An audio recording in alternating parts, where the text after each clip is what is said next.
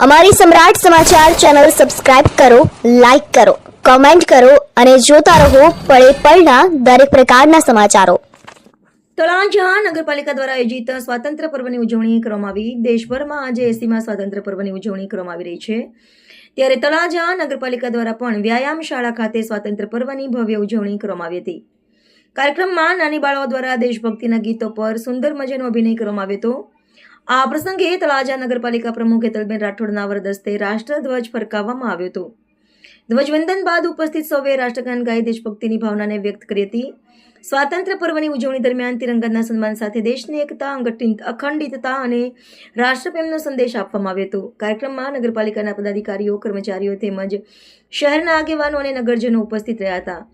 સમગ્ર કાર્યક્રમ દરમિયાન ભારત માતા કી જય અને વંદે માતરમના જય ઘોષથી વ્યાયામ શાળા પરિસર દેશભક્તિના રંગે રંગાઈ ગયું હતું, જેમાં વિવિધ કર્મચારીઓ, અધિકારીઓ, પદાધિકારીઓ, તળાજાના આગેવાનો પણ મોટી સંખ્યામાં ઉપસ્થિત રહ્યા હતા.